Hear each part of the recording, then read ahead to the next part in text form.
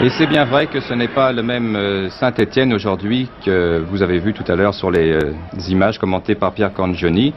Les hommes ne sont pas les mêmes, enfin pas tous, il y en a quelques-uns, des anciens comme Kurkovic, comme Farison qui sont là, mais il y a aussi beaucoup de jeunes, beaucoup de nouveaux, en particulier les frères Rousset, Olivier Rousset qui a le numéro 3 et Laurent Rousset, le numéro 9, qui n'a que 16 ans et demi, qui est tout jeune donc, et qui est en compagnie de quelques anciens et de quelques autres jeunes également. Alors que les Verts ont une idée en tête, bien entendu, c'est de marquer 2 points chez eux à Geoffroy Guichard, afin d'espérer accéder à une coupe européenne et pourquoi pas au titre de champion de France. Tout est encore possible et c'est ainsi que les Verts commencent ce match contre le Paris Saint-Germain. Les Verts sont bien entendu en vert, alors que la faute que vous avez vue a été faite par Bajoc sur Santini, ce qui vaut un coup franc à l'équipe de Saint-Étienne, un coup franc qui va être tiré par Rousset. Nous sommes pour l'instant à la 11e minute du match. Il y a pratiquement toute l'équipe de Paris Saint-Germain pour faire le mur. Coup franc tiré donc par Rousset. Mais à côté. Le gardien Bernard va relancer son équipe de Paris Saint-Germain. Pour l'instant, le spectacle n'est pas d'excellente qualité. Nous en sommes maintenant à la 22e minute du match. Vous voyez ici Adams qui fait sa rentrée après une quinzaine de jours d'absence due à une expulsion. Il a purgé sa pénitence, Adams, et il est là, ainsi que Mpelé que vous avez vu. Mais les Verts essayent de se défendre. Et celui-ci, à l'allure de Janvion, n'est pas Janvion, c'est Zimaco. Alors que Saint-Étienne attaque encore par Farison. On essaye à tout prix et c'est finalement Patrick Révelli qui marque le premier but pour Saint-Étienne à la 23e minute de jeu. 1-0 pour Saint-Étienne. Les 2 points pour l'instant sont dans la poche, mais il reste évidemment beaucoup à jouer. Et la fin de la première mi-temps ne donnera rien de spécial, aucun but et aucun spectacle surtout. Si bien qu'on va repartir sur la deuxième mi-temps en se demandant si ce but réalisé par Saint-Étienne suffira pour tenir jusqu'à la fin. Ici c'est donc Paris Saint-Germain qui attaque, nous sommes donc en deuxième mi-temps, à la 10e minute de la deuxième mi-temps exactement.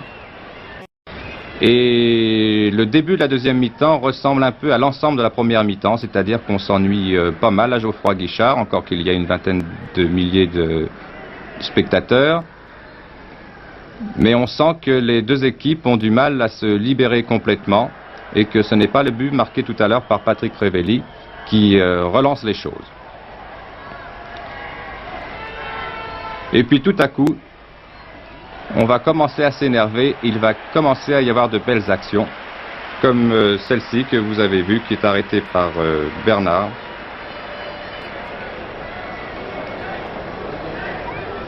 Alors que le Paris Saint-Germain se redégage, ici par Redon, qui est contré par un joueur stéphanois et Kurkovic, toujours là. Toujours présent, qui relance pour les Verts, mais une balle interceptée par le Paris Saint-Germain. Et suivez bien cette action de Mpelé qui tire, la balle est renvoyée, il essaye de relancer son attaque, mais c'est finalement Kurkovic qui s'empare du ballon et qui va redégager son camp.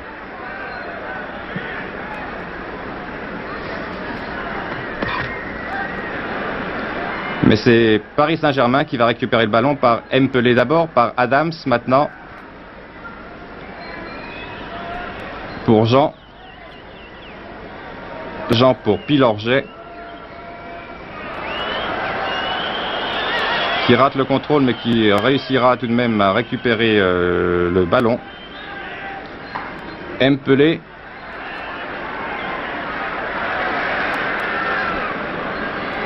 On essaye de s'organiser du côté de Saint-Germain.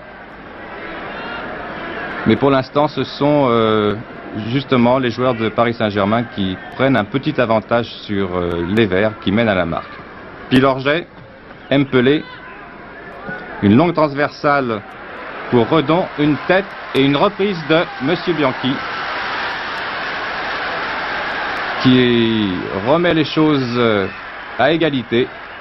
Le 33e but de Carlos Bianchi, l'Argentin, meilleur buteur du championnat, vous le savez. Il en est donc à 33 maintenant et un partout pour les deux équipes. À ce moment-là, le problème de Saint-Étienne, c'est de récupérer ce point qu'il est en train de perdre. Et à partir de là, il va y avoir des attaques incessantes, comme ici par Patrick Crevelli, sur lequel on pourrait penser qu'il y a une faute, mais monsieur l'arbitre, monsieur Leloup en décide autrement. Il laisse le corner. Un corner qui va être tiré par Patrick Crevelli.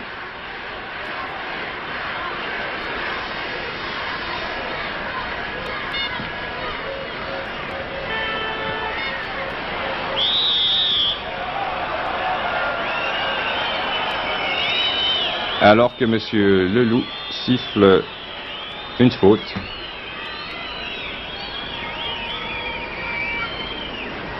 Et que Bernard va dégager pour le Paris Saint-Germain.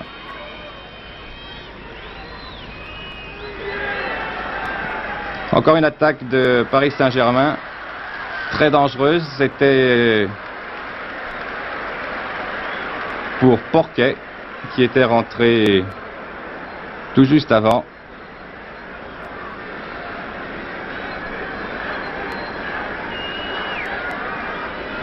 Mais qui n'a pu faire autre chose que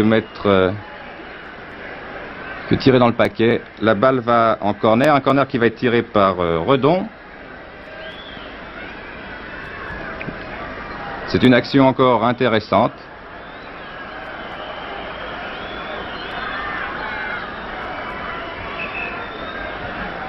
Et Geoffroy Guichard a peur de voir son équipe encaisser un deuxième but.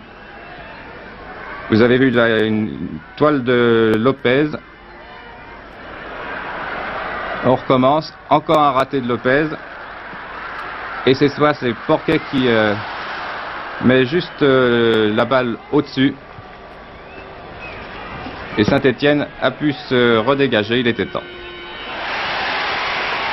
Encore une action dangereuse des Verts. Mais la défense de Paris Saint-Germain fait bonne garde. Il faut signaler que Borel est rentré en remplaçant de Olivier Rousset. Ici Zimaco, qui a tenté sa chance, mais qui a été contré. Et la balle est partie en corner, alors qu'à terre, il y a Renaud. Corner tiré par Zimaco. Lopez reprend acrobatiquement. Et Santini essaye d'ordonner. Mais tout ça ne donne rien et on en est toujours à un partout. Et sur ce coup franc tiré par Rousset, une reprise qui ne donne rien.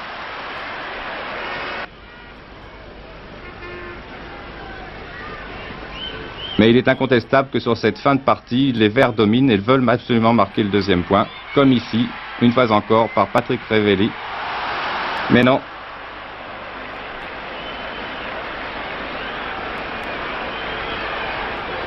Il faut dire que pour Paris Saint-Germain, ce serait aussi un bon résultat d'obtenir le match nul à Geoffroy Guichard. Mais finalement, nous allons arriver sur la fin du match. Et ce n'est pas ce dernier corner qui donnera quoi que ce soit. Monsieur Leloup sifflant la fin de la partie. Un partout donc pour Saint-Étienne. Et donc un point perdu, si l'on peut dire. Ça va être dur maintenant pour les Verts d'accéder aux Coupes d'Europe.